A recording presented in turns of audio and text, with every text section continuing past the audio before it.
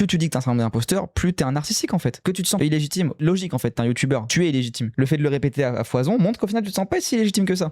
C'est que t'as assez gambergé pour faire bien exister ton sentiment d'illégitimité et en parler H24. Ça, c'est au final, bon. Bon, allez, Sable à frites. Sébastien Frites, bon. Il a 30 ans. Vous vous rendez compte, c'est quand même important de faire ça. 30 ans, c'est une étape dans la vie.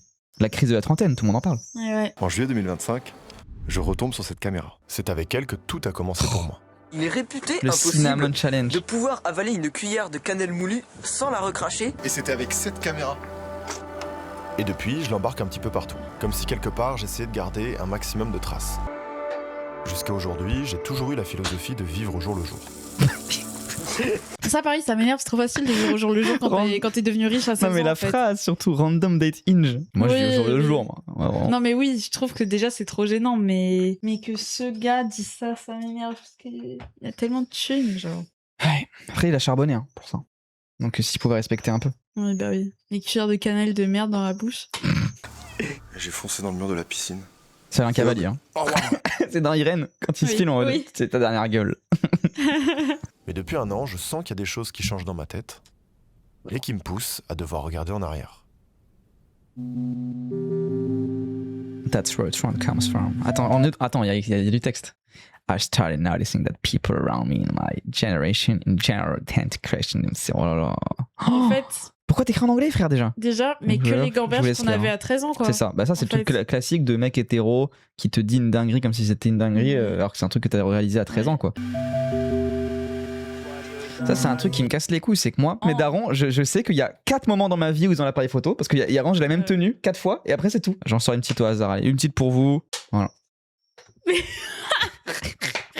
Allez, je vais faire 30 moi aussi là bientôt, je vais faire 26. Ouais, 26. Et en vrai, le vrai toréador, hein, Tardes et Soledad. Hein. Là, c'est ça. Hein. Parce que moi je suis né dans le Pays Basque, pour ceux qui savent pas. Qui a lancé cette mode déjà de faire les docus comme ça ? Parce que moi je me rappelle qu'Orelsan ça a été un gros truc. Et en vrai, moi je trouve que c'est pas mauvais. Surtout la première, la deuxième, c'est que c'est trop fabriqué, mais la première saison, je montre jamais ça à personne, elle est pas mal. J'ai jamais regardé un. Ah ouais ? Mais c'est Orelsan Non, il y en avait avant, il y avait Look Mama I Can Fly de. Non, même avant Kanye, il y a eu celui de Travis Scott, si je dis pas de conneries. Ah oui. Squeezie, ça date d'après. Merci Internet qui est pas mauvais aussi sur la forme docu, divertissement, ça va aussi, avec l'excellent générique fait par Potatoes d'ailleurs. Et c'est vrai que c'est la méta, mais qui l'a lancé ? C'est intéressant en vrai. Jonas Mekas, même envoyé venir justement à ce truc que les gens avaient filmé. On attend d'avoir plus de matière. Parce que pour l'instant, moi je vois pas encore de diff. Dès qu'il y aura une diff avec Mekas, tu vois, on peut dire que c'est différent. Là pour l'instant, c'est la même chose. Putain, ça, j'ai l'impression qu'il y a rien qu'à changer quoi. C'est dingue. Ça m'énerve déjà. Bah du coup en même temps je trouve ça glauque parce que du coup c'est plus mon chez moi, mais tout ce que je vois là, c'est le garage qu'a construit mon père, c'est le barbecue. Non, en fait, mon père, c'est un bricoleur de malade. Là, moi, déjà, ce qui me saoule en termes cinématographiques, c'est que tout ce qu'il dit est illustré par la vidéo. Genre, tout est ultra littéral, tout a un sens tout le temps. Genre là, il est en mode... Ça, c'est la maison que mon père a construite. Donc, je mets la vidéo que... Et je dois expliquer. Mon père fait ça. Et j'explique. Que machin. Et là, c'est mon père. Regardez. Et il y a vraiment ce truc déjà de chronologie qui, des fois, est un peu gaze et qui dessert, moi, je trouve, une forme un peu émouvante parce qu'on voit toujours la même vidéo en boucle. Ouais, mais en vrai... Et aussi, c'est trop facile, genre. On va y venir vite, mais... C'est pas du cinéma. C'est dans le titre, mais c'est aussi ça. Oui. C'est que là, on a un format télé, docu, YouTube, explicatif, où, dans tous les cas, même si le spectateur n'est pas con de base, même vous, hein, je n'exclus personne, même si vous êtes quelqu'un d'intelligent, quand vous regardez une vidéo YouTube, vous devenez con, parce que ça invite à adopter une posture un peu plus flemmard dans l'attente et du coup à se satisfaire de ce confort-là de la vidéo qui t'explique tout. Donc en vrai, pour moi, c'est pas, tu vois, c'est juste les codes et je m'attendais évidemment pas qu'il fasse un truc comme Irène, quoi. Mais oui, en vrai, je suis d'accord avec toi, bien sûr. À mes 18 ans, j'ai eu mon bac, avec une mention assez bien. Et puis, j'ai quitté pour toujours ma vie dans le Périgord pour venir à Paris. Dire au revoir à une maison. Non, mais après, vous faites exprès de pas comprendre, ça m'énerve. Ils font les... Vous faites les bandeurs en mode moi c'est la rue, mais ça m'énerve. Bon, c'est la rue. Non, et quand c'est PNL qui disent ils ont détruit mon bâtiment, là vous bandez en fait, ça qui est rigolo. Mais c'est normal d'avoir une attache. Moi je l'ai pas parce que j'ai trop déménagé. J'aurais aimé avoir une attache à un lieu en particulier et tout. Mais je pense que ça doit être puissant en vrai. De se dire putain, j'ai toute ma vie passé dans ce truc là et en plus maintenant ça m'appartient pas. Mais après, c'est pas comme perdre une maison parce que tu te fais têche ou que t'es dans la qui détruisent ton bâtiment. Qui détruisent ton bat. C'est quand même pas. Voilà. Oui, mais quoi qu'il arrive, ça fait toujours, je pense, un truc. Moi je sais pas, je l'ai pas vécu. Mais... La forme est trop cringe, je suis d'accord. Ah, mais ça, bien sûr. Bon, je pense qu'on a bien pire qui vient après. Oui, bien sûr. Bah après, il y a les bails de voyage, là ça va être intéressant hein, d'un point de vue politique et tout. Et depuis, ma vie s'est transformée. Les gens de mon âge qui m'entourent ont tous des vies très différentes de la mienne. J'ai parfois l'impression de refuser de grandir. Des valises pas défaites, une quantité de vêtements que j'ai à laver, ça c'est la liste d'attente. C'est tellement de bazar et j'ai tellement de trucs à faire, à rendre, et que je suis tellement focus sur le taf, que je délaisse totalement l'environnement dans lequel je vis. Et je pense que l'environnement c'est le reflet de comment tu te sens dans ta tête. Je ne suis qu'un bon à rien. Je sais faire que des jolies vidéos. Voilà de Au quoi moins, se c'est bien. résume ma vie. Bah, au Il moins, est t'as pas des d'élu. dalles, quoi. Non, mais au moins, il est pas d'élu, ça Oui. fait que c'est une merde. Ah ouais, putain. Non, mais. Et encore. Oui, et encore. Et encore. Je suis d'accord avec toi, Aurélien. Il y a une phrase d'Annie Ernaux dans Le Vrai Lieu qui résume très bien ce projet. En gros, elle dit qu'il y a un désir actuel chez beaucoup de gens d'écrire leur vie sans souci artistique. Dans un monde incertain, chacun veut laisser sa trace, témoigner, mais écrire pour elle, c'est pas laisser une trace en tant que nom, selon bien sûr. Et c'est là où justement il y aura une différence entre le vlog, là c'est un vlog pour moi, et le journal filmé. Mais... Le journal filmé, il est tourné vers l'intime, il est tourné vers le soi-même, mais pas d'un côté narcissique. D'un côté, je n'ai que ma vie, prenez-la parce que je pense qu'on peut s'y identifier. C'est-à-dire que moi, quand je regarde, bon, en vrai, Eric Powell, là que j'ai découvert, ça m'a plus marqué qu'Alain Cavalier. J'ai regardé la deuxième nuit, j'en reparlerai en stream, film de fou, où en gros sa mère vient de décéder et il fait un film sur sa mère, en mode journal filmé. Mais du coup, quand je le vois, je vois pas forcément lui, en fait, il s'efface. Je vois un mec qui parle de la mort d'un proche. Et en fait, tu peux beaucoup plus identifier que un vlog narcissique qui s'identifie vraiment à ta personne, à toi, que les gens te regardent et auront une posture un peu de soit trop bien sa vie, soit ce fils de pute, je déteste, j'aimerais bien avoir sa vie, quoi. Et surtout, moi, même au-delà de l'identification, je trouve que c'est pas forcément le bon truc. Genre, moi, quand je vois mes cas, je m'identifie pas du tout. Quand, genre, son goff Avignon que t'as vu toi, Mais c'est sûr que si. sur sa crise de la quarantaine, bah oui, mais moi, je me reconnais pas dans ce. Enfin, c'est pas le fait de m'identifier au truc qui le rend touchant, tu vois. Non, mais je parle pas que d'identification, je parle du Oui, fait que je sais bien. il y a un côté en fait de journal c'est un filmé. rapport au monde, quoi. Le journal filmé, il appuie le fait que l'expérience humaine elle est universelle. Oui, donc c'est un côté philosophique. Là où le vlog va pas appuyer ça. Parce que le vlog, le vlog, il s'inscrit dans le côté unique. Regardez, j'ai autre chose à proposer, ma vie elle est folle. Regardez les vlogs d'août de Léna, regardez, on fait des trucs de fou. Tu sais, alors que Alain Cavalier, c'est quel est mon quotidien. Et c'est dans l'intime, c'est dans le minuscule que se passent les choses les plus belles et tout. Alors que le vlog, c'est plus la démonstration de regarder, je fais des trucs fous. La preuve, il va pas rester chez lui. Il va aller en Polynésie ou je sais plus où. Donc tu vois, il y a cette recherche de montrer, de faire de la démonstration, qu'il faut que ça. Quand même, il faut que les gens ils voient un truc qui change, quoi. Bah non, en fait. Pour moi, les gens, il faudrait leur montrer exactement ce qu'ils vivent au cinéma. Mais ça, c'est aussi un truc qu'on voit dans la littérature, dans le roman, l'autofiction et tout. Pour moi, il y a vraiment des trucs qui sont scandaleux, que des fois on a trop sucé, malheureusement, où c'est un peu le même problème du vlog à l'écrit, quoi. Ouais. Où t'inventes un perso qui a pas le même nom que toi, mais c'est ta vie mal écrite et vu que t'as aucun rapport au monde sensible un peu intéressant et que t'es autocentré, ça crée les pires livres. Ça fait 15 ans que je fais ce métier et je l'aime. Mais peut-être un peu trop. Regardez, il y a la page Wikipédia à droite là. Et la page Wiki qui doit lire. Et hop, action. Avec lui, j'ai un peu mis de côté ma vie personnelle. J'arrive pas à gérer ma vie. Obligé de faire des nuits blanches, annuler des trucs, décaler d'autres choses. Et là, je dois partir tourner un nouveau documentaire d'aventure. Mais quelques semaines avant le départ, j'ai voulu faire les choses différemment. Je voyage beaucoup et je pars dans beaucoup de trucs parce que ça me fait fuir ce quotidien que je n'arrive pas à maîtriser, qui me file entre les doigts. Je pars pour me recentrer, nique sa mère les trucs de voyage où on va essayer de faire de l'aventure, je ne sais quoi. Je veux juste faire un voyage qui est 100% pour moi, avec pas plus de prétexte que d'essayer d'être un meilleur humain. Et je suis parti dans cet endroit qui accompagne justement mon quotidien, que j'arrive plus à gérer, et qui m'a toujours fait rêver. Sur moi, je peux parler aussi. Après, je pense qu'on n'a pas les mêmes conditions matérielles de création de contenu. En vrai, ça commence à me rendre fou, moi, le bail de montage. Mais après, moi, j'ai pas le même rythme. Moi, je fais plus de vidéos que lui. Oui. Je fais tout mon montage tout seul et tout. Et c'est peut-être pour ça. Mais du coup, je limite un peu de l'empathie. Alors qu'en vrai, je taffe 15 fois plus que lui, je pense. Oui, honnêtement. Bah après, je sais pas son rythme. Mais il a une boîte de prod, en fait. Donc au final, il a les gens qui font ça pour lui. Tu délègues. Mon fond d'écran. Très long voyage. Ouais. Franchement, je crois que c'est le plus long voyage que j'ai fait. Donc bien arrivé. On est arrivé à Tahiti. Non, j'aime trop les trucs comme ça. Mais non, c'est chouette, les gens ont l'air tellement gentils. Profite, fais-moi rêver. Ils ont tout, ils donnent rien. Non, ils ont tout, ils donnent rien. POV, tu arrives en Israël. Ils ont tout, ils donnent rien ici. C'est génial. Ils ont tout, ils donnent rien. T'as dit les juifs sont radins. Non, pas du tout. Attends, t'es en train de résumer Israël aux juifs alors que c'est un problème européen? C'est toi qui es problématique là, Chloé. T'es en train de dire Israël est un projet juif. Ah oui, c'est qui contrôle le monde, quoi. Ah non. Non, moi je parle des Européens, moi. Israël est un projet colonial européen. C'est moi qui me fais outfox. Voilà. Merci. Ah bah c'est sûr, c'est le voyage d'une vie, je crois. Nous, faut qu'on le fasse là dans les 10 ans, après c'est ça Daron là qui parle? Ouais. Oui. Moi je te fais des gros bisous. Si j'ai la chance d'avoir autant d'archives, c'est grâce à ma mère. Elle aime bien tout garder. Tous les Noëls, depuis quelques années, elle m'offre un petit livre, des photos de mon année, pour que je n'oublie rien. Oh, c'est mignon. Noël dernier, j'ai réalisé que moi, de mon côté, j'ai beau faire plein de choses dans ma vie, je stocke juste mes souvenirs sur mon téléphone. Oh, comment il amène son placement de produit? C'est grave. Hein. Pour Pixel. Quoi? Attends, le message de Léa. Mes vidéos de moi bébé ont été transformées en film porno, je suis dingue. Quoi? Ah, en mode, ils ont réécrit la cassette. Mais arrête, mais c'est de la folie. MDR, la cassette était effacée. Je l'ai appris en envoyant la cassette à la Fnac. Quoi? Ah non, il faut que tu racontes ça. Bah, tu le raconteras pour la radio libre spécial Q. Je t'en supplie. Wesh. C'est quoi cette anecdote de fou? Bon, bref, là, la manière dont il fait une petite séquence émotion pour ramener sa collaboration commerciale, je trouve que c'est d'un cynisme. Oui, c'est horrible. La personne qui m'a accueilli dans mon fond d'écran, c'est Marouya. C'est ça, frérot. C'est Marouya. C'est une femme géniale qui a toujours le sourire. Moi, quand quelqu'un me regarde, je dis bonjour. Rana. Tu sais, parce que peut-être il y en a un, toi, il était un petit peu testourné et tu dis bonjour avec ton grand sourire, ça y est. Après, les gens comme ça, au début, t'en c'est génial. Je vais passer de super vacances. Au bout de 2 jours, ils disent bonjour à tout le monde dans la voiture. T'en peux fermer sa gueule autant. Oui. J'en peux plus des gens trop joyeux des fois. Oui, après ça va, c'est le plaisir quand t'es en vacances, Oui. t'es pas dans ce mood. En arrivant en Polynésie, j'ai pas vraiment dit à Marouya que je venais pour faire du tri dans ma vie. J'y ai mis des formes plus jolies. Je lui ai dit que je voulais vraiment me déconnecter et découvrir un peu les îles. Au final, Marouya a prévu de me faire visiter 4 îles parmi les 118 qui composent la Polynésie. Et pour démarrer ce voyage, elle a choisi de me faire dormir chez un certain Hervé. C'est quand qu'il arrive, Benoît Magimel? Je savais que t'allais dire ça. J'ai pas d'électricité, hein. J'ai pas d'eau courante. Ouais. C'est aussi me reconnecter à la terre. J'ai un grand respect envers l'eau. Hein. Quand quelqu'un comme moi vient de loin et lui rend visite, Hervé aime bien faire une petite cérémonie de bienvenue.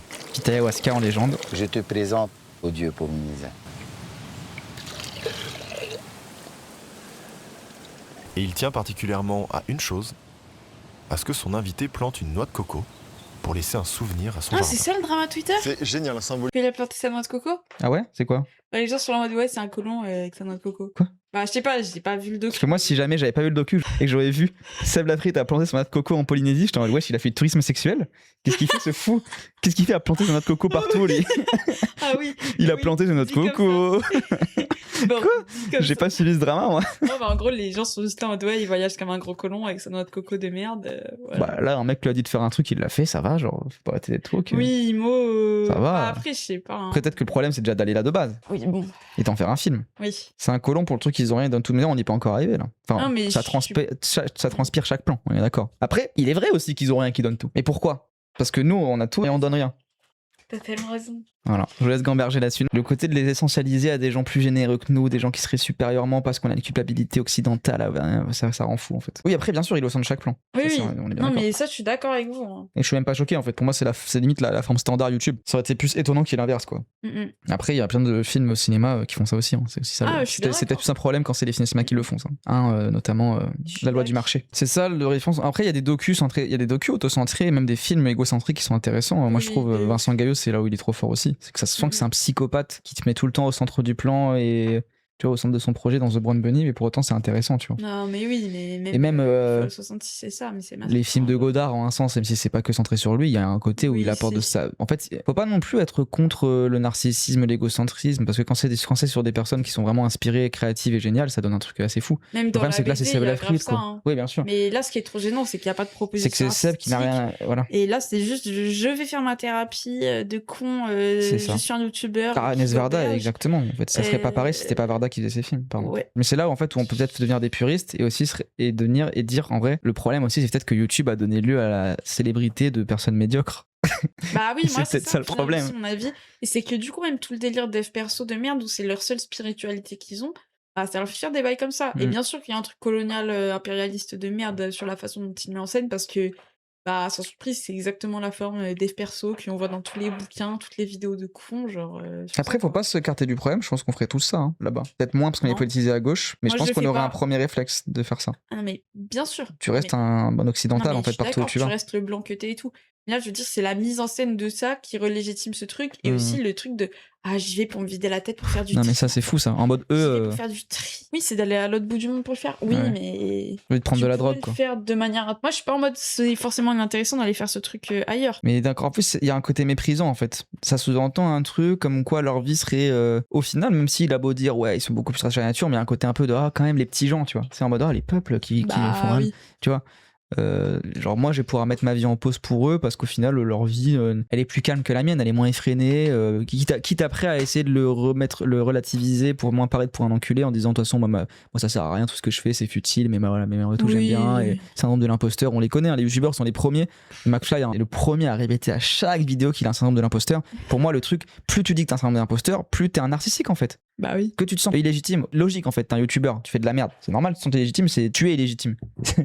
Mais le fait de le répéter à foison montre qu'au final tu te sens pas si légitime que ça. C'est que t'as assez gambergé pour faire bien exister ton sentiment d'illégitimité et en parler H24. Au final, bon. C'est intéressant. Bon, après le film il est pas assez perso pour aller dans ça, mais je pensais qu'il allait là-dedans au début. Je voulais parler de McFly. Tu sais, au McFly, il a fait une chanson sur son trauma. Et comme il a eu zéro problème dans sa vie, son trauma c'est qu'il est né trop tôt, je sais pas quoi, tu sais. Tu te rappelles pas d'être prématuré. C'est ça, son trauma c'est d'être prématuré. Ta daronne, il a zéro autre trauma. Il était un peu bien. C'est tout. C'est une folie. Il y a des centaines d'années d'imagination occidentale, ouais, bien sûr. Ouais, oui, c'est vrai, sur le truc de Polynésie, c'est hardcore, en vrai, t'as raison. Et t'as un truc comme ça par arbre. Voilà. Là, je veux récupérer que ça, je coupe tout ça. C'est vrai que là, il est au premier plan, il cache limite l'autre mec. Bon, l'autre ne sert qu'à des plans de coupe, des plans de transition pour créer de l'ambiance et tout. C'est toujours un support à son récit à lui, tu vois. C'est ça. Et ça, c'est expliqué par le fait que c'est son équipe qui filme. Et c'est peut-être là le problème. Peut-être qu'il aurait fallu, je sais pas comment ça aurait pu se faire, mais si t'avais fait appel à une équipe documentariste indépendante qui ne te connaît pas et qui, du coup, en vrai, te prend un peu pour un con, le petit con youtubeur que t'es, peut-être qu'il t'aurait moins mis au centre. Et ça aurait été plus intéressant, en fait. T'aurais une petite leçon d'humilité, tu vois. Là, il a demandé, je sais pas si c'est son pote ou des gens qui bossent avec lui habituellement, donc qui n'ont Dieu que pour Seb Lafrite. Puis c'est le mec qui paye les trucs avec les OP. Donc forcément, même sans en être conscient, tu vas forcément diriger ta caméra sur lui. Et c'est une catastrophe. Il incarne quand même un espèce de fantasme qui existe. Bonjour. J'abandonne tout et du jour au lendemain, je vis en autonomie. Bah fais-le et va mettre ta cam à l'eau, frère. Fantasme, il a dit, mais du coup c'est intéressant. C'est précis ce mot-là dans l'orientalisme, du coup. Tu vois, c'est un fantasme. C'est pas un idéal, c'est un fantasme, genre. C'est libidinal. C'est même pas un mode de vie, ce qui serait déjà un terme de merde. Non, mais son côté de rêver là-dessus, il a dit fantasme, tu vois. Bah branle-toi. Oui, vas-y. Je vais te dire dans la cabane, hein, peut-être qu'il y a un espace branlette. Hein. Dans le mode de vie d'Hervé, il y a rien qui ressemble à ma vie d'aujourd'hui. Mais en même temps, j'arrive un peu à le comprendre. Toi, t'es mignon comme tout, toi. Quand mes parents ont eu mon âge, à 28 et 30 ans, ils ont décidé de partir s'installer en Dordogne, plus proche de la famille, parce qu'ils voulaient une vie beaucoup plus simple. Et quelque part, pour moi, d'avoir eu la chance de grandir en campagne, je pense que j'ai gardé quelques petits réflexes. On avait nos propres légumes, nos fruits, nos plantes. Voilà les 5 premiers kilos de cèpe. J'ai grandi au milieu des bois. Vas-y, tout ce qu'il va faire, il va le rattacher à un truc de sa vie. En mode, moi, c'est pareil, j'ai planté mes légumes dans mon jardin, en fait. Et en fait, on est tous pareils. Le monde, il est universel, finalement. On est tous proches de la terre d'une manière ou d'une autre. Oh, et le côté freudien, tout le temps revenir à la daronne et au daron, quoi. Alors que je pense qu'honnêtement, ce qui a plus structuré sa personne aujourd'hui, c'est son mode de vie depuis qu'il est à Paris et que c'est une star. Plus que sa vie à la campagne. Donc c'est rigolo de tout le temps vouloir revenir aux racines, alors qu'en vrai, je suis pas sûr que ce soit forcément les années les plus. Ça dépend de ta vie, hein, mais c'est pas forcément les années les plus définies qui vont faire de ce que tu es quand t'es adulte, quoi. Enfin, ouais, voilà, il y a un truc post-rationalisation, de dire ah si je suis comme ça, en fait c'est de la psychologie, en fait c'est de la psychologie de il faut que je réussisse à comprendre pourquoi je suis bordélique, mais en fait c'est parce que quand j'étais petit ma mère va te faire enculer, en fait, au lieu d'expliquer qu'il y a des injonctions capitalistes. Et puis là bah du coup c'est vraiment le truc colonial que vous disiez, en fait. Oui, ils font ça, c'est une tradition, c'est un vrai bail, et là je sais pas, il a dit je suis comme Hervé, j'ai vécu en province, c'est vrai. Ouais, il a dit ça. Moi aussi, hein, je coupais les fruits. Fais-le, frère. Avec des chiens, des poules, des tortues, des chevaux, des perruches, des lapins. Ça, tous en cage, hein, contrairement à Hervé. Hein. Quand même important de montrer ça. Oui. C'est que tous les animaux qu'on voit sont en enclos, en cage. Et que ce soit les animaux, les cabanes, les feux, les champignons, les baignades dans la rivière. Pour moi, d'avoir grandi de cette façon, je sais que je serai toujours attiré par ça. Du coup, je me sens bien dans ce cadre. Et je sais pas si c'est de la nostalgie mal placée. Parce que moi, c'est rigolo. Moi, je suis un campagnard à la base. Bon, après, c'était quand j'avais 5 piges. Mais moi, je suis né vraiment campagne et je le déteste. Oui, mais aussi. J'aime pas la campagne. Il y a trop d'insectes. T'étais un peu heureux. T'es un peu heureux de ouf. Genre là, la guêpe dans la rue. Ah non, mais je suis pas un peu heureux. J'ai peur des guêpes parce que ça fait mal, frère. Tu montais aux arbres? Non, t'avais trop peur. En banlieue pas. Non, mais à 5 ans, tu montes pas aux arbres. Bah si. Ah ouais? Bah oui. Bon, en tout cas, moi, je pense qu'on monte plus aux arbres entre 5 et 15 ans. Et il n'y a pas d'arbre à Montrouge et Bagneux. Par contre, je montais les portails, quoi. Tu sais, je montais je montais les trucs, mais pas trop. J'avoue, j'étais pas un casse-cou non plus. C'est pour ça que toi, t'es une bandeuse de jackass. Moi, en fait, j'ai ces trucs de. Mais c'est inintéressant. D'où c'est drôle. d'un mec qui va s'agrafer les couilles aux cuisses. D'où c'est drôle. Y a pas que non, ça je prends qui cet est drôle exemple. dans Jackass. D'où c'est drôle. Je prends le pire exemple. Bah vas-y, donne un exemple de drôle et là je vais... Tout Vive Alabama quand il ramène le crocodile dans la maison. Le ski. Bah, Non. on n'est pas devant, on était devant, on t'a pris une barre. Ah ouais. C'est trop drôle, tout est drôle dans Jackass. J'ai même pas besoin de justifier. C'est une envie petite bourgeoise de voilà. Oui. Non, je rigole. Oui. Je rigole, je voulais coller le truc. Comment ça, t'as vu comment elle est outrée qu'on lui dise oui. petite bourgeoise? Non mais pour moi c'est le plus grand truc de plouc genre Jackass. Non, pas forcément. En fait, il y a plusieurs manières d'être plouc, quoi, tu vois. Il y a des ploucs comme moi aussi qui peuvent être en mode non, enfin, j'ai pas envie de perdre la vie bêtement. Ouais, il y a peut-être le côté rebeu où je suis en mode c'est vulgaire, c'est des conneries. Ouais, je suis d'accord. Parce qu'en vrai aussi, c'est un luxe que seuls les blancs peuvent avoir aussi, je pense, de faire des trucs comme ça. D'avoir les moyens, sans se faire arrêter par les keufs au bout de 10 minutes, de pouvoir prendre un caddie dans la rue et faire les cons, tu vois. Après, les blancs, c'est les blancs des States. Moi, je les non, mais t'as compris. pas à ça. Hein. Oui, non, bien sûr, mais en tout cas en France, le fait tu sais, il y a beaucoup de gens qui ont essayé de reproduire Jackass. Bah, je pense qu'il y a pas beaucoup de rebeux dans le lot. Oui, peut-être. Tu vois. Parce que moi, mes potes, les rares conneries qu'on faisait, en vrai, j'ai eu ma période. Hein, T'as eu ta période de rien du tout. Si, j'ai eu ma période, c'était 11, 12, 13 ans, où mon gang, c'était moi, un Sri Lankais, un Roumain et un autre Arabe. Ouais. Et on était Hamza. On était la terreur du canal Saint-Martin. Non, je me rappelle, on était dans le 9-4 et on mettait le feu à tout. On faisait des gros feux. Mais pourquoi tu me dis on faisait rien parce qu'on est arabe, on voulait pas faire des conneries alors? Non, j'ai pas dit ça. Il y a conneries et juste mettre le feu et partir au courant. Non, le plus gros truc qu'on a fait et qui en vrai qui aurait pu mal tourner, c'est qu'on a mis un pétard parce qu'on allait au magasin asiatique là pour acheter des pétards. Ah ouais, c'était trop On bien. a mis un pétard dans un stylo Tipex. Ah oui, mais ça fait exploser des ouf. Hein. Non, mais en fait, c'est inflammable. Du coup, ça faisait des boules de feu. C'était horrible. Après, les gens qui font du karting en quartier, oui, c'est très Jackass Core. C'est plus drôle pour moi. C'est encore plus drôle. Parce que après, c'est le côté, moi, c'est le côté l'espace social qui devient un décor intéressant du quartier dans ce truc-là. Alors que dans Jackass, c'est plus fort. Il a vraiment fait le tweet, les amis. Il a fait le tweet du mec sur Hamza où il dit. Il crée un nouveau rapport de force en fait. Quoi? Il vient vraiment de dire ça. Il y a des gens sur Twitter qui ont bandé sur le petit en mode. Non, mais t'as compris. Je parle de l'humour snap. Ça. Tu sais, comme quand ils font Kolantes. C'est trop drôle, Kolantes. Hamza le révolutionnaire, exactement. Moi, j'ai rien suivi à ça. Il y a quoi de pas drôle dans Jackass? Non, mais il veut juste être contre moi comme d'hab, alors que c'est trop drôle. Non, je n'ai jamais trouvé ça drôle. Je vais me faire du mal. Bah oui, bah super. Mais c'est pas ça. Mais c'est ça. On est cons, on va se péter les dents. Ouais, bah frère. C'est le meilleur divertissement, les amis de Jackass. Non. Parce qu'il y a tout. Il y a le skate où c'est vraiment des shows. Le truc de fonce des un peu triste quand même, où tu te dis, bah, il y a quand même pas mal qui sont morts parce qu'ils ont eu des vies de cons. Toi, tu vas dire bien fait les Blancs, bien fait les États-Unis. Mais en vrai, c'était trop bien. Pour moi, la connerie n'est pas nécessaire de passer par un truc de se faire du mal physiquement en fait. Si, mais en fait la mise en scène de Jackass c'est trop drôle. Sur moi de surveillant, non. Je suis archi d'accord. Sur moi de surveillant, je vais ressentir ça. J'attends que mon contrat soit fini, mais vous verrez. Franchement, je suis très fier de pas être basculé dans le nazisme en vrai. Quand je vois, vraiment, je suis content. Après, je suis trop insensible en vrai. Je pense c'est pour ça aussi. Ta hate de Jackass va te faire basculer. Plus loin sensible, pas insensible en un mot. Je trouve que je suis trop sensible pour aimer Jackass aussi. Le truc de mais attends, ils sont mal là. Et j'arrive pas à dire mais c'est, tu vois. Ah mais moi des fois ça me mettait dans le mal de regarder. Mais je trouvais que c'était bien quand même.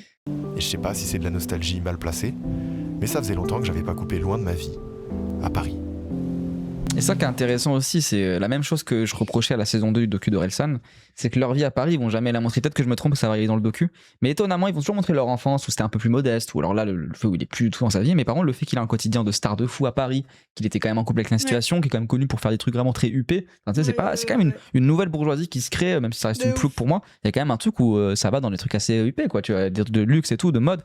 Et là, ils le montrent pas. Et c'est la même chose qu'Orelsan. Orelsan qui, en vrai, je trouve quand même, ce truc quand même un petit peu quand même de mec simple et tout, n'empêche qu'on oublie, et ce n'est jamais montré dans la saison 2, qui va plus dans le côté Orelsan actuellement, grande machine et tout, oublie qu'il a un agent, qu'il a des stylistes, que tu vois, qu'il a des marques, enfin tu vois, et ça le montre pas parce que c'est pas dans l'image dans le storytelling qu'ils veulent mettre de quand même je dois gérer des trucs, tu vois. Ils veulent toujours garder ce truc artisanal de je suis un youtubeur dans ma chambre comme il l'a fait au début dans son bureau, sans montrer que derrière il y a des call teams, il y a des tu vois, il y a des trucs Zoom pour réfléchir à il y a des invitations, des trucs de fou. T'as conscience du rythme ailleurs des îles? Ah oui. Là-bas, ça court beaucoup. Hein. C'est boulot dodo métro?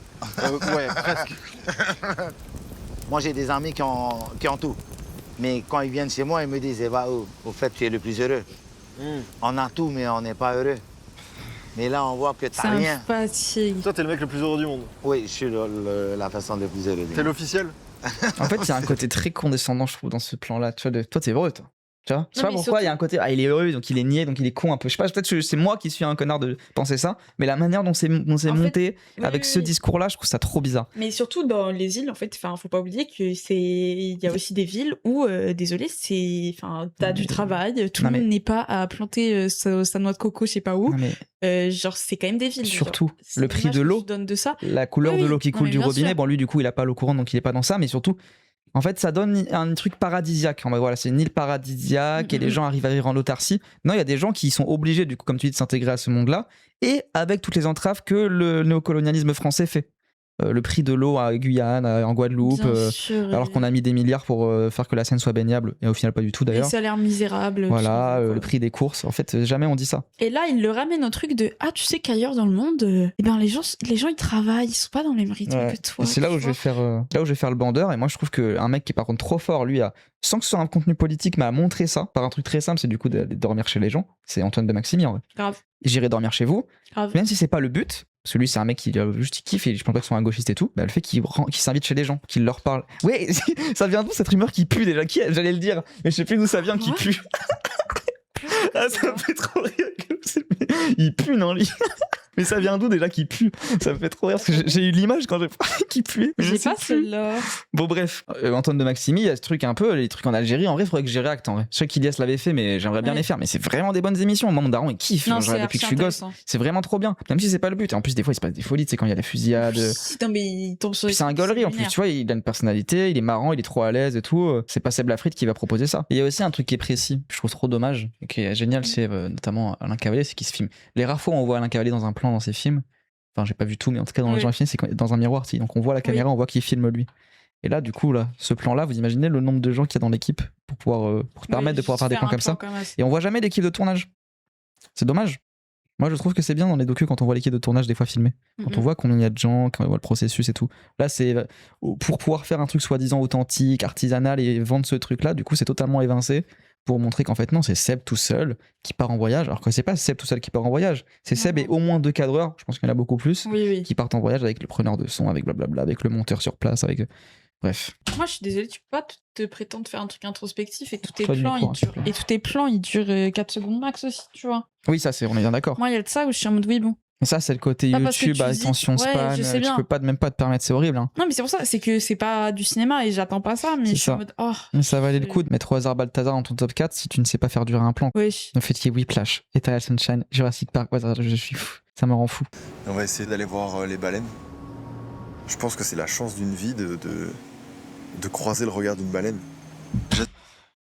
Elle s'en bat les couilles, la baleine. Ta meuf, elle fait les promos de maquillage. Ils ont tué des baleines pour ça, voilà, haute wokisme. Allez, va te faire enculer maintenant. Non, mais j'arrive, j'en peux plus. C'est le truc de la sagesse des baleines, la sagesse des éléphants. Blablabla.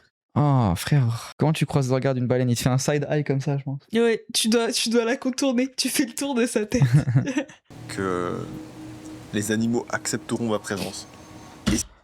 Ah, c'est détestable, frère. Va te faire enculer. Les animaux accepteront ma présence. Moi qui ne suis qu'un misérable humain, mais qui fait quand même un film avec une équipe de 35 personnes pour mettre en scène ma vie. Il a quand même été entouré d'animaux toute sa vie. Donc en vrai, ouais, il a eu un bouc à 18 ans. Quand même. Les gens vivent ici avec les baleines et le fait de s'approcher des baleines, c'est un des derniers endroits au monde où on peut faire ça. C'est quand même assez exceptionnel, on est privilégié de faire ça et il y a des lois qui sont instaurées pour pas trop les déranger plus que ça. Est-ce qu'elle bouge vite? Parce qu'imagine, il y a la baleine, elle vient me voir, on a de la chance de malade. Ouais. Et tu vois le truc arriver dessous là? Ouais. Et tu sais pas. C'est le meilleur moment du monde. Tu sais pas à peu près le moment où c'est qu'elle va. Ah, elle va t'éviter. Elle va t'éviter, elle va passer à côté. Si elle est très proche de nous, elle va te bouffer comme dans Pinocchio et ce sera bien fait. Si elle est loin, c'est bon. C'est aussi extraordinaire. Pour avoir vécu la chose, en fait, c'est elle qui cherche le contact. Après, est-ce que ça les dérange tant que ça, les baleines? Je pense qu'elles s'en branlent en vrai. Hein. Non, mais moi, ce que je trouve trop cringe, c'est est-ce qu'elle va venir me voir? Oui, ça c'est vraiment le truc égocentrique. Elle va venir me voir. C'est-à-dire que c'est simple ici, c'est simple. Bah non, c'est pas si simple. Il n'y a rien de simple. Il va pas la voir aussi. Ça m'énerve que tout se mérite dans la vie. J'ai envie de vous raconter quelque chose.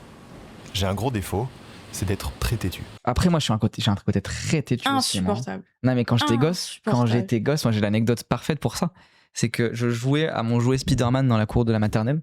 Et à un moment donné, t'as un mec qui vient, il fait je peux jouer à ton jouet? Et je fais non. Et il fait allez, s'il te plaît. Je fais non. Et il fait mais pourquoi? Je fais parce que t'es gros. Mais si c'est pas être têtu, c'est. Attends, non, c'est le début de l'histoire. Ok. Et à côté, il y avait la meuf de la maternelle. Et elle dit mais t'es sérieux de dire ça? Tu ne rentres pas dans la maternelle tant que tu t'es pas excusé. Ah oui. Et je suis resté dans la cour toute l'après-midi, j'ai chopé une insolation. Voilà, vrai DZ. Après, t'es juste un enculé. Oui. Non, mais en fait, je cherchais, j'étais en mode, j'ai pas envie de lui donner mon jouet Spider-Man. Maintenant, faut que je trouve une raison. Alors, qu'est-ce que j'ai en face de moi? Non, mais c'est ça. Qu'est-ce que j'ai en face de moi? Parce que techniquement, elle a pas de raison, à part que je suis un égoïste. Tu vois? Du coup, je vais, bah, t'es gros. Qui a aucun rapport. Ah, grosse fois dès le début. Dès le début, malheureusement. Bref. Et c'est la société qui crée ça. Non, mais en plus, j'avais un jouet Spider-Man trop bien. C'était modélisé la tête de Tobey Maguire. Écoute, il y avait la tête de Tobey Maguire et il y avait un masque en latex que tu pouvais enlever. Il y avait la tête de Tobey Maguire, genre. Ah, en vrai, j'aurais kiffé. Il était fou, je voulais pas que. Moi, j'avais le Spider-Man. Si, il était gros, bien sûr. Télécommandé. Pas non plus. Et dans la pub, il allait au mur. Je croyais il irait au mur et il allait pas. J'étais un peu dégueu. Ah merde. Parce que ça me dérange pas de travailler des mois sur un même sujet. Ça me dérange de travailler, hein. Regardez son processus de montage. Être derrière le monteur. Voilà. Je le déteste, ce fils de pute. Connard de merde. Tu ne travailles pas, frère. Tu n'es pas dans l'artisanat du montage, de devoir faire des cuts, espèce de connard. Putain, il m'énerve. J'aimerais tellement. Est-ce qu'un mec qui veut être un esclave, un monteur que je bosse pas, que je paye pas. Non, mais en vrai, dès que j'ai un peu de thune, là, je paye un monteur, j'en peux plus du montage. Comment ça saturer de fou là. Ça me dérange pas d'attendre longtemps des résultats, ou encore. Tu veux écouter un son de Seb? Non. Non? T'es pas curieuse? Vas-y. Bon, elle est longue ton intro. Disparaît pour apparaître. J'ai pourtant pas le besoin, y'a que l'ego qui rappe. Solo je le fais pour moi malgré tout ce qu'on dira. J'ai déjà gagné la course, en théorie. Le prix d'un showcase c'est le prix de la story. Tu préfères qu'il fasse de la musique ou des documentaires de merde? Je penche pour le documentaire, c'est clair. À l'approche de mes 30 ans, j'ai l'impression que je peux moins me permettre d'attendre. Mais tu vas pas mourir, t'as 50 ans en vie minimum encore, en plus t'es un bourge. Ça, il y a aussi le truc de ta vie s'arrête quand t'as 30 ans, tous tes choix sont ultra déterminants. Pour moi, c'est le début du prime, hein. Moi j'ai tellement hâte d'avoir la trentaine. Ça veut dire déjà, que. Oui, toi t'as un temps, mais moi la trentaine c'est dans 4-5 ans, ouais. Ah oui, c'est vrai. Ça va, ouais. Plus jeune, j'avais le sentiment d'avoir le temps. Le temps de me tromper. Tu as 29 ans. Tu as 29 ans. Le temps de recommencer, le temps de réussir. Faut qu'il a tellement le temps. Avec sa collab Pixel 10 Pro, ça m'énerve. Très bon téléphone quand même que je vous conseille avec mon code affilié. Tu touches pas de thunes, arrête. Ouais. En vrai, j'ai un lien affilié si je voulais, mais bon, ce serait pas par une opération, c'est juste parce que j'ai acheté un Pixel quoi. Mais il a tellement le temps dans sa vie. C'est ça qui me rend fou, vu qu'il délègue beaucoup de choses, qu'il a une boîte et tout. Tu as le temps plus que n'importe qui, frère. Genre moi je pourrais faire limite plus ce truc là par rapport à ma santé et tout. Si je voulais faire le mesquine, faites des dons, je suis handicapé, j'ai mal au dos, putain, faites des dons, merde. Et surtout que ce gars détale jusqu'à pouvoir vivre 1000 vies qu'il a actuellement sans se poser aucun problème. Donc pour moi, t'as pas l'angoisse du taf à te dire je suis piégé dans le même taf de merde jusqu'à la fin de ma vie. Et c'est fini, ça me condamne à tout, à ne rien pouvoir vivre. Tu peux faire un voyage, filmer ton voyage comme un bozo et très bien vivre. Enfin bref. J'ai acheté un piano en début d'année. Je me suis dit je vais m'y mettre. J'ai fait une semaine intensive. Depuis, il est là. Parce que je me suis dit, bon, quand j'aurai un peu plus le temps. Bah, la faute à qui? Quand j'aurai un peu plus le temps. C'est juste un branleur, c'est pas une question de temps. Hein. C'est juste un branleur, frère. En fait, t'as le temps d'en faire, mon ref. C'est ta faute. C'est tout. Là, il y a du libre arbitre. Non, mais surtout, ça montre que, c'est son. Si c'était vraiment un charbonneur, il l'aurait fait le piano. Après, on a tous des trucs un peu. Ça, j'ai un vidéo essai, faut que je mette sur le. C'est un truc performatif, c'est de devoir être le plus. T'as envie de tout faire maintenant, tu sais. Et même moi, j'en parlais dimanche en stream, que j'ai grave envie de recréer des trucs. J'ai plus. Mais là, pour le coup, moi, mon angoisse du temps, elle est vraie, parce que comme je passe vraiment mon temps à réfléchir au stream et faire des montages, mais vraiment, je passe mon temps, mes journées. Mais j'aimerais bien refaire de la peinture comme avant. Et le problème, c'est que du coup, comme je suis dans ce truc de tout doit se faire en stream parce que en fait, il faut que j'en vive. Du coup, je peux même réfléchir si je dois faire de la peinture, il faudra que je réfléchisse à comment le faire en stream. Parce que sinon, en fait, ça me fait perdre du temps et au final, c'est pas un truc. Après, c'est aussi parce que moi, je ne vis pas des vidéos. Moi, j'ai besoin de tal. Alors que lui, bon, quoi qu'il arrive, il est rentier, tu vois. Et après, c'est une manière différente de réfléchir. Et moi, ce qui me rend aussi malheureuse, c'est que moi, il y a plein de trucs que j'aimerais tester. Genre, il y a plein de trucs qui sont des passions. Mais les rapports aux passions, ils sont toujours économiques. C'est qu'en fait, j'ai pas forcément l'étal pour pouvoir faire plein de trucs que je veux. Genre en dessin, je suis limitée parce que je peux pas acheter telle toile, telle encre, tel machin. Parce que, par exemple, on n'a pas la thune. Genre, on n'a pas un atelier, on n'a pas tout ça. Si t'as envie de faire un film, t'as juste besoin d'un truc qui filme. Ouais, mais c'est toujours ces mecs-là qui ont tout, qui peuvent dire ça. Oui, et moi, ça m'énerve aussi, ce truc. Oui, le biais du survivant. Le rapport à vos passions, il est économique. En fait, t'as eu des tables pour t'acheter ton piano. Et même avant ça aussi. C'est et tu n'en as pas fait. C'est ta faute. Tu peux te permettre de lâcher ta passion parce que ça ne te coûte rien en soi. Le vrai truc, c'est l'angle mort qu'ils ont de base de pas comprendre la chance qu'ils ont. Genre la loterie. Tu vois, ça veut pas dire qu'ils ont pas taffé, hein. Je pense que évidemment c'est le truc, faut bosser de toute façon pour réussir à avoir la chance. Non mais oui.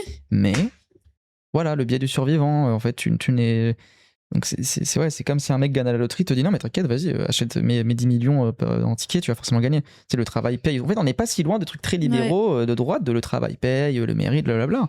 Ça découle vraiment de ça, quoi. C'est terrible. Moi, tous mes amis, etc., ils vont tous avoir cet âge-là. Et on se pose tous des questions en mode putain, ça y est, on a 30 ans. On n'a plus 20 ans. Et les choix qu'on doit faire dans nos vies. On va se répéter, mais je trouve que c'est une folie, surtout qu'en plus, eux, c'est des enfants. Ils peuvent se permettre de faire des choix de merde, ils ont toujours des filets de sécurité, ils n'ont aucune... Il n'y a pas de choix urgent dans leur vie, il n'y a pas de choix important, tout est relâché, parce que tout va bien vu que tu es un rentier. Donc en fait, c'est quoi cette angoisse? En fait, c'est juste pour légitimer leur vie, quoi. Ils ont besoin de se sentir en souffrance, ils ont besoin de prouver quand même que leur existence est un peu instance et que quand même ils souffrent, alors que factuellement, non. Après, peut-être qu'ils peuvent être dépressifs, il y a plein de trucs. Hein. Non, mais je suis peut-être qu'il y a des trucs dans l'enfant, tout le monde a des problèmes. Mais genre, c'est vraiment une folie de toujours vouloir mettre un sens et vouloir se tourner en martyr, en victime, là où il y a rien en fait. 30 ans, frère. 30 ans, c'est rien. Et surtout, enfin, désolé, ta vie pue pas la merde. Genre, moi, je sais, ma daronne, elle m'avait déjà, quand elle avait 30 ans, ça a jamais été le scandale de sa vie, mais genre, la vie n'était pas simple. Et je me dis, mais ce gars, il crache sur quoi là? Tu craches sur quoi en fait? Genre, en quoi c'est compliqué de te dire, ah, je vais avoir 30 ans, je vais faire des choix qui vont peut-être un peu plus compter ce qui est faux parce qu'il a autant de talent qu'il le veut. Ça m'énerve. On a 30 ans, on a plus 20 ans. Mais surtout, en vrai, même moi qui ai 25 ans, tu as 30 ans, tu as 20 ans. C'est la même chose. Voilà. Et tu as 40 ans, tu as 30 ans. En fait, ça, c'est aussi un rapport à la vie, à l'âge de bébé en fait. Le comprendre, de croire qu'il y a des adultes et qu'il faut agir comme un adulte. Après, c'est des injonctions sociétales qui créent ça. Mais déjà, c'est un truc de bébé. Alors, lis de la philo au lieu de nous emmerder avec tes vidéos de merde et tu comprendras qu'il n'y a pas d'adultes déjà, tu vois. Même des films, hein, c'est quand même plus simple de regarder des films, tu peux le comprendre via ça. Mais après, ça, c'est des trucs subjectifs. Peut-être que j'ai tort et tout. Moi, j'ai cette croyance-là. En fait, je pense que malgré tout, leur corps, un peu comme, déjà, je vais faire une analogie très très vénère, un point Godwin, comme dans la fin de la zone d'intérêt où le nazi vomit parce qu'il se dégoûte sans en être conscient. Je pense qu'il y a ça pour eux aussi. C'est des parasites aujourd'hui, si on veut vraiment faire les gauchistes et tout. C'est des parasites. Tu vois, qui font en plus du contenu de merde, et il y a des youtubeurs qui font du très bon contenu, lui c'en est pas le cas, hein, il n'apporte pas grand chose, c'est un parasite, forcément son corps a une angoisse, il est pas à sa place, il y a une anomalie. Pourquoi il y a autant de syndrome de l'imposteur sur YouTube? Parce que vous êtes des imposteurs, vous êtes des merdes, qui ont du contenu de merde, que vous déléguez, vous ne faites rien, normal au bout d'un moment que ton corps se dise, attends, c'est pas normal, moi quand je vais être connu, je n'aurai aucun syndrome de l'imposteur, hein. Déjà parce que je suis un enculé de narcissique, mais aussi parce que je fais tout en fait. Je fais tout de A à Z. Voilà, non, pas forcément en stream. En stream, je suis évidemment avec Gus, avec Chloé et tout. Au-delà de ça. Mais c'est pour ça que vous êtes des imposteurs. Vous ne faites rien. Vous déléguez tout. Vous êtes juste des hommes d'affaires en fait. Bien sûr, la charge de travail et le contenu de merde que tu fais par rapport au mode de vie que t'as et la thune que t'as. Bien sûr qu'il y a une dissonance. Bien sûr. Et puis surtout, qu'est-ce que t'as fait comme taf avant? Comme tu disais, lui, il a percé ultra vite. Même moi aussi, j'ai le côté de avant, moi j'ai taffé. Je suis handicapé à cause de ça aussi. Donc c'est aussi pour ça que j'aurais jamais été un imposteur. Là, le fait que je sois payé pour un partenariat et que c'est la plus grosse somme que j'ai reçue de ma vie, même si c'est pas non plus énorme, je suis en mode en vrai, c'est mérité.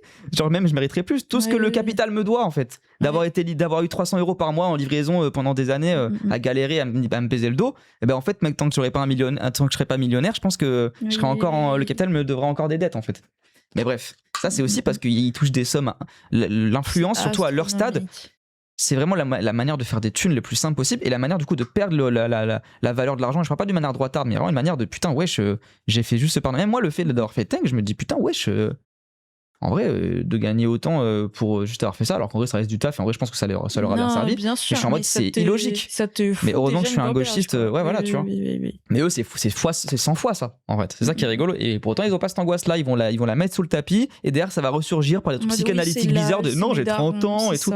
C'est pas ça, frère. C'est que t'es un parasite de merde. Moi, ma seule angoisse pour les 30 ans, c'est à quel point ma jambe sera paralysée. Hein. C'est pas, oh là là, qu'est-ce que je vais faire de ma vie, le sens. Non, mais après, tu peux te poser la question, qu'est-ce que tu vas foutre? Parce que je pense il y a quand même l'injonction à t'arrives à cet âge-là, qu'est-ce que tu vas faire? Après, moi je sais que je ferai ça en tant que meuf, tu vois, genre, je pense qu'il y a un âge où t'es là en mode les gosses, tout ça arrive quand? Enfin, c'est faut ultra pas transphobe ce que tu viens de dire. T'inquiète. Non mais je me permets de le dire. Non mais il y a cette injonction là aussi, tu vois, par exemple la maternité, moi je capte que ces trucs qui sont vraiment divisés par année, quoi. Mais oui, il y a des vrais caps qui existent. Il y a des vrais caps qui existent, mais c'est pas ceux dont ils parlent, quoi. En fait, ils ont pas de potes ni de psy à qui dire tout ça, mais le pire c'est que si, en fait, tu vois. Et le pire, c'est comme du coup, et d'un côté, en vrai, c'est un truc qui se comprend, malheureusement. Ils sont tous potes entre youtubeurs riches, du coup, ils sont déconnectés de plus en plus, mais d'un côté, en même temps, tu te rapproches des gens qui sont de ta classe sociale, hein, c'est un truc c'est pas de leur responsabilité, ça. Hein, non, c'est logique. C'est logique, mais du coup, ça crée des bouffons. Mais en fait, c'est médiocre, il y a pas grand chose à dire. Hein. Enfin, je pense qu'on a dit à peu près tout ce qu'on avait à dire sur ce truc-là de quête de sens, en fait, qui est pas du tout un truc de la faute de Seb Lafrite, il est le simple